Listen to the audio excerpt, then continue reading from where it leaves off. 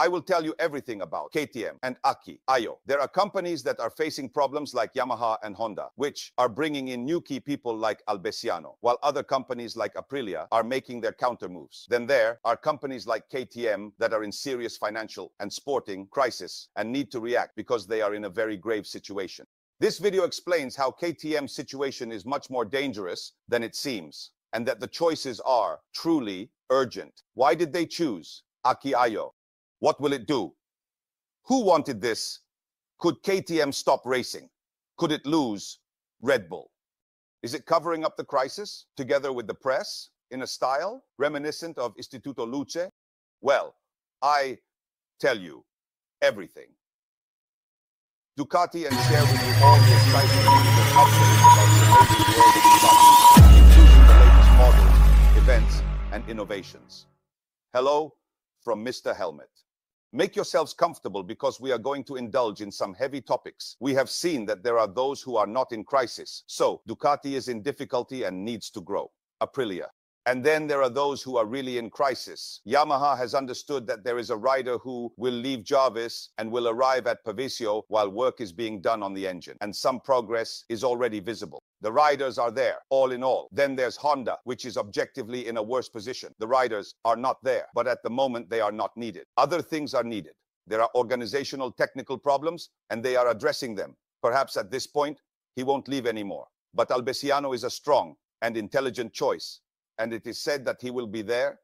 However, all these situations I have listed are paradise compared to KTM. These manufacturers are fighting to return to the top of the sport, but all in all, they are doing fairly well. KTM, on the other hand, is fighting for survival. It is important to note that the Austrian company is in hell because it has not only sporting problems, it has real survival issues. And those sporting problems are a consequence, not a cause. I even thought in the many videos I made and in which I photographed the situation at KTM, well, you see it here, I thought that the sporting aspect would be saved because there was a budget allocated and because there was a working group that was moving forward. I was wrong. Okay. I was wrong. KTM has problems even in racing, and anyone who denies it is a liar. Okay. So, in short, the truth is that these are not rumors, as the friendly press says. The money for racing could also be running out. In the meantime, they are not winning. But it's not just that. There is no longer a united group working to achieve it, which has literally driven people away. Such as Sterlachini, head of the MotoGP project, Franzoi, head of WP Suspensions, and Guidotti, the person on the ground who has been ousted. I will tell you why, how, and by whom. What is frightening is that these people have been literally bought and taken away from the competition, only to be unceremoniously dismissed or made to leave. We know the most important names, but they have literally been bought. Then if they don't win, well, let's get rid of them. And so all the people who were called to do something are not allowed to do it at all. Over the years, KTM has literally made dozens of people, including technicians and riders, disappear, and who knows how many others may have been affected as well. Just to give you an idea, only 7 years have passed since KTM's return to MotoGP. Binder, Miller, Smith, Lecuona, Ciarin, Zarco, Oliveira, Augusto Fernandez, Acosta, Petrucci, Gardner, Raul Fernandez, Espargaró, and then next year, Bastianini and Vinales. Only a few, Espargaró and Binder, have been around for a few more years, but most of them agree. Well, this is very important. So this means that the toy doesn't work, starting from the toy maker. Okay?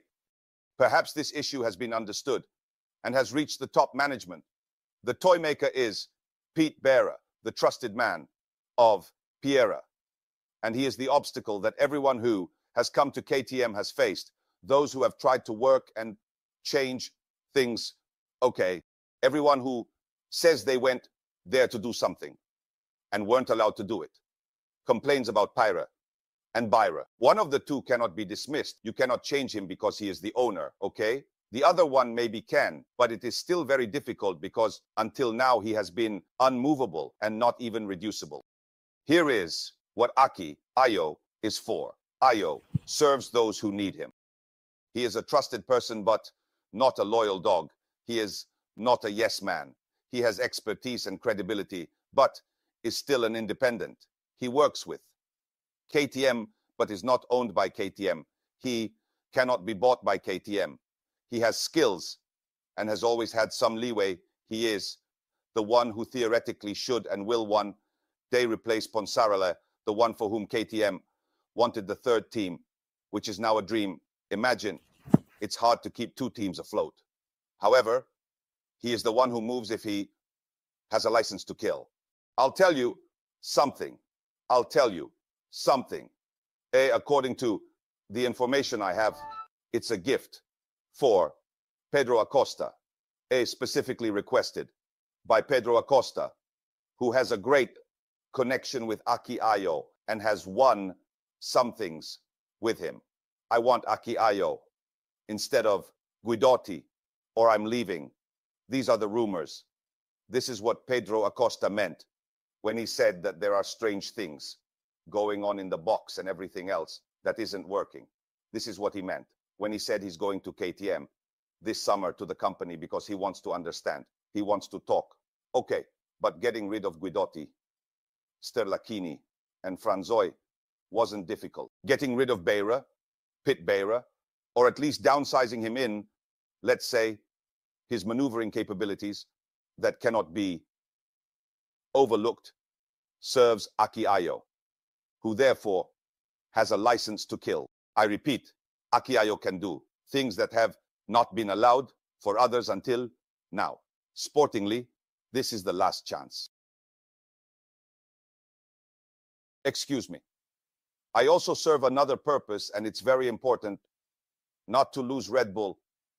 It may seem like science fiction, but Red Bull has changed in the last few months since its founder passed away.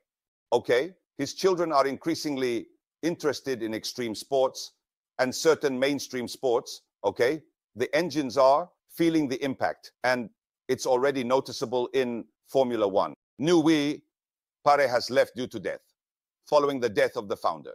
But as far as the bikes are concerned, the question is how long Red Bull will continue to support a team that not only hasn't won anything for years, but is also associated with a company that is only talked about in terms of crisis, layoffs, bad press, people being fired, and a dramatic financial situation. Sponsors do not want this. Sponsors want Red Bull, for example. Red Bull represents energy, courage, and people with wings doing extraordinary things, not teams that haven't won anything in 10 years, that push people away and treat the press poorly when they want to interview them without radically changing their sponsorship model to have broader but shallower investments. Okay, look here. Red Bull sponsors 4 or 5 football teams and manages them, but it no longer does, as it did before when it would change their names and get involved in the corporate structures. It compares itself as a simple sponsor, but also at an organizational level. He hired, Klopp, to be the coordinating manager of these teams and to respond to the accusations from the fans who were accusing Red Bull of wanting to be aggressive, of detaching them from the fan base, of making them lose their identity. I will link this link for you. He brought in someone to coordinate the commitment in football. Commitment in football where he is spending a lot. Okay? It means he wants to exit a sponsorship, but wants to coordinate and manage things so he can leave whenever he wants in case of necessity and image. Choices. Okay. Well, this is very important. I will link it for you. AKI AJO can solve these problems with Red Bull and reassure them. Let me explain why. Because AIO has a direct relationship with Red Bull and the sponsorship is theirs. And it was already in place before KTM and the unit. But the two entities had a relationship even before. This fact is well established and consolidated. So AKI AJO had already been involved, called, probed, in short, recruited. There had been an attempt in the past for this role, but he had never accepted because they would have made him the second, the third, like those who come if I can do it. And this time they will make him do it. Also because Costa wants him. Costa wants AKI AJO. Okay. Let's get back to KTM. But be aware that every time they have to let something go, the KTM company always talks about two things. Okay. Economic crisis and redistribution of resources. Okay. These are the two here. Do you remember the get out of jail free cards from Monopoly? Right? Well, this global crisis and redistribution of resources are the free pass out of a situation for KTM. Resources. Okay. KTM has these two. Remember that every time KTM has talked about the global economic crisis or resource redistribution, it has then abandoned something or kicked someone significant out or done something because one does not want to believe in these things. It is convenient not to believe that KTM can stop racing whenever it wants at any moment. It has already done it many times, even if people forget these things. I had this research done by Paulman, to whom I clearly assigned the work of a library rat, and I thank him for it. I said it. Listen, but how many times has it happened? Now I remember, so give me a detailed answer. How many times has KTM stopped? How did it stop? How has it gone in KTM's recent sporting history in terms of championship entries and exits? And Paulman did the homework for me. Okay, let's start with the 125. So, in the 125, from 2003 to 2009, there was Stoner. And then he had one victory, then Mikakali, or second in the championship, Koyama. Then the first difficulties in 2008, after the only podium with Marquez in 2009, he gave up. Reason being the reprogramming of sporting activities, thus the redistribution of resources and the global economic crisis. Our two cardboard friends. Then he also gave up the 250 in which he raced from mid-2005 to 2008. Anthony West, Aoyama. And then he left in 2008 with the announcement of the new Moto2 class, said there will be Moto2. Great, but there are no guarantees for the future. We believe more in the 125, which he then also abandoned. Why? The 125, remember, due to the global crisis and resource redistribution. Okay, well, keep in mind that KTM has already parted ways with rider Shane Byrne, with the engine supplied to Proton KR by Kenny Roberts, scoring only 1 point, and then later. In Germany, there was the announcement of the switch to 800cc engines. So, in 2007, the strategy for MotoGP is a redistribution of resources. Okay. But it's not enough because KTM has already dropped Moto2, in which they raced from 2017 to 2019, and they obtained some results, even Olivero a bit more, who fought for the title, and then ended up in a tough spot. Bezzecchi was in difficulty. Then they abandoned in 2019 at the end of 2019 with Bearer, saying, remember that when Bearer speaks, it's like Pierre is speaking, right? That MotoGP and Moto3 are the main categories for our progress. And therefore, we have decided that regarding Moto2, we need to redistribute the resources. So again, there is the card. Note that KTM also participated in a Superstock 1000 series. From 2018 to 2010, competed in the IDM with René Mar, and then made an agreement with Guileven for the 2009 and 2010 seasons. The riders included Viva Rally and one of my favorites, whose name is Tutu Sauce. So they made the top 10 like that.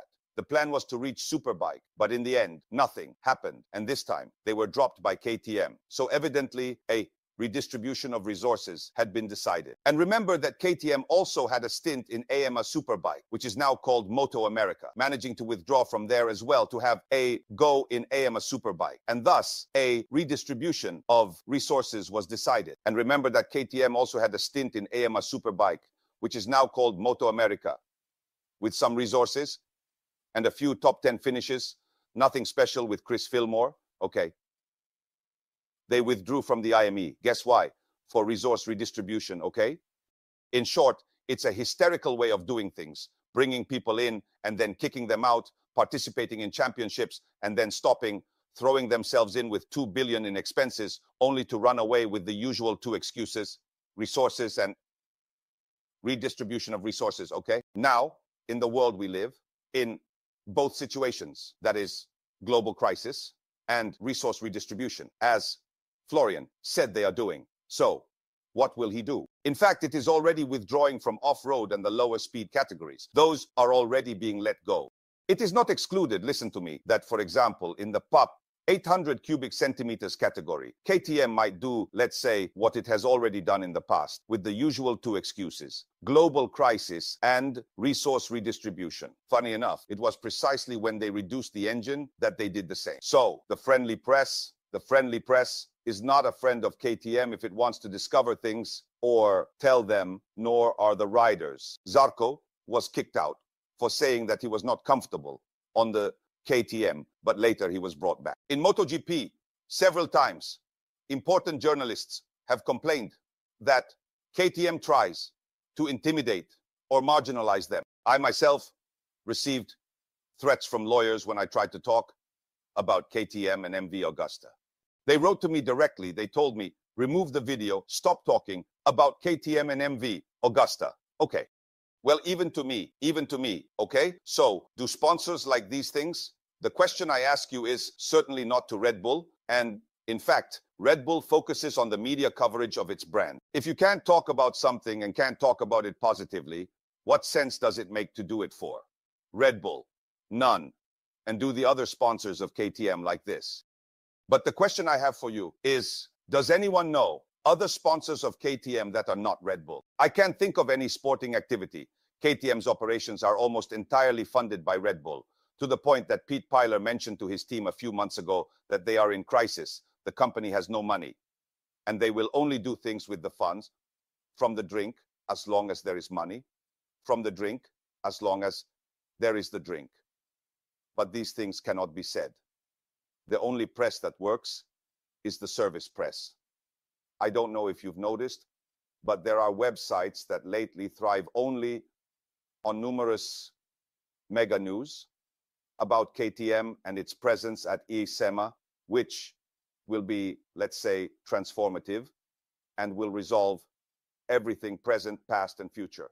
And let's say we have already seen KTM many times at ICMA without things changing afterward, because participating in ICMA means nothing. Out of 20 articles about motorcycles, 18 are dedicated to all the mega news coming from KTM, Husqvarna, etc. But the bikes still don't sell, even if you tell everyone that there are many, even if you tell everyone that they are beautiful. And in exchange for some banners, you received some sites to write the articles you want. It doesn't mean you sell bikes just because you claim to produce 2 million bikes that are all essentially the same, as only the bodywork changes. It's pointless to interview. I add my opinion, I might be wrong, the sales manager should be told that to get out of the untrue narratives and listen to the global crisis and redistribution of resources. Do you remember the two cards to get out of jail? Global crisis and redistribution of resources. In the end, KTM always uses those justifications when it needs to withdraw from something, or when this is the interview with Kekt, and I make myself smaller so you can see it better. From KTM, Kekt addresses the doubts and rumors that have defined this brand as being in deep crisis, sharing the details and so on. So it's wrong, guys. Let me tell you something. What are the rumors? What are the rumors? To me, the rumors seem to be these. These are not rumors. This is the situation of KTM. Okay, these are not rumors. This is the situation of KTM. I'm not making it up. And then what is the sales director supposed to tell you? In other words, a sales director should be talking about numbers and holding them accountable. Yet instead, there is talk of a certain decline, thousands of bikes less. But what does that mean? Then the interviewee, still with his head down, tells us that the blame was on COVID and that people no longer care about it. Look at this interview. What does it mean? What kind of interview is this? No company is at risk. None are in danger. We are not withdrawing from racing, and yet they are already doing so, starting from off-road. But I remind you that KTM has withdrawn from racing 6 times in the last 15 years. Okay. And that the reasons were always the same as now, and the situation was even better than now. And now gas has already reduced. Husqvarna, which is on the track, not in off-road. It is not true that KTM has all the liquidity to face these issues. Debt has decreased, revenues are there, but there is no profitability.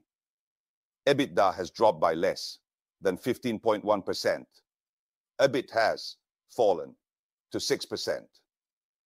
There is a debt-to-equity ratio of 85.3%, and net debt is over 100%. Cash flow is negative at minus 110.9 million. Negative cash flow equals investor flight. Well, debt has increased. Identical interview. Okay, the cash flow has gone from over 280 million to less than 111 million. Okay, but why isn't the sales manager saying these things? Why doesn't the journalist hold him accountable, since they are public and I even know them? The interview is identical to the one done with the site well, it's identical. I can even show it to you, but it's the same. So I say one thing. Florian Kecht, Pit Beirer, Stefan Piller, let yourselves be interviewed by me. I'm asking you for 2 things, okay? Good. It's pointless to make posts like the ones we've seen that talk about rumors, because the loss is 61, almost 62% in the last year in terms of company value. These are not rumors. The thousands of motorcycles sold are not rumors. The desperate dealerships are not rumors. The fact that Stefan Piller is buying shares from outside, now that they are at a very low point, is not a rumor. Oh, obviously this is a sign. It is a positive sign. You can find it on this professional site, where it talks about Piller, who is gathering shares for hundreds of thousands of euros. This certainly indicates optimism towards the company, which in the meantime is doing something else. This company is laying off people, is killing the sales network, and has thousands and thousands of motorcycles that if they don't sell in a year and a half, they will have to crush. Dealers, okay, the layoffs at Matigofene and Shirana are not rumors, okay. The crises of the dealers are not rumors. And keep in mind that when you read about Piller Mobility, it applies to KTM, MV Agusta, Husqvarna, Gas, and a lot of other things, okay? Meanwhile, Piller is joining the board of directors of Mercedes. It's his own business. He thinks about his own matters. Perhaps.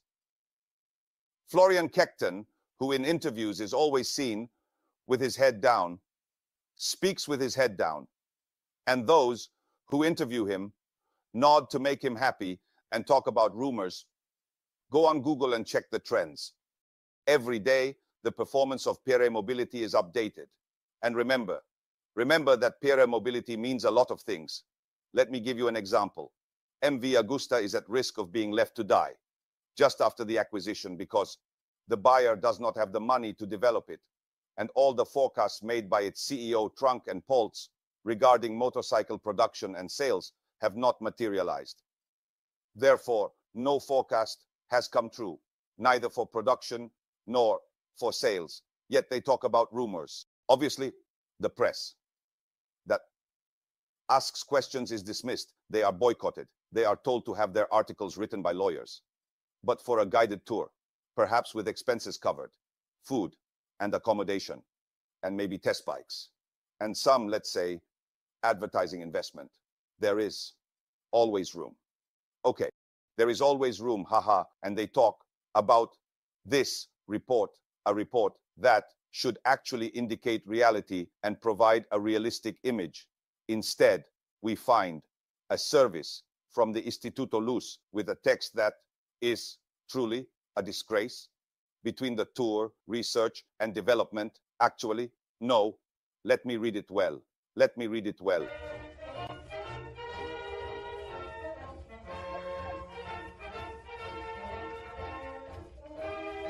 And here is the account of our tour at the Motohal Museum, the home of the #1 European motorcycle manufacturer.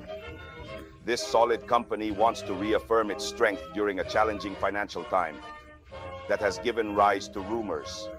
These whispers, which have been rather persistent in recent weeks, are not just idle chatter. Upon entering the vast hall of the House of Brand, which houses the commercial departments, the first impression conveys solidity, modernity, light, and you are genuinely left speechless by the beauty and elegance of the environment, which is both martial and vibrant.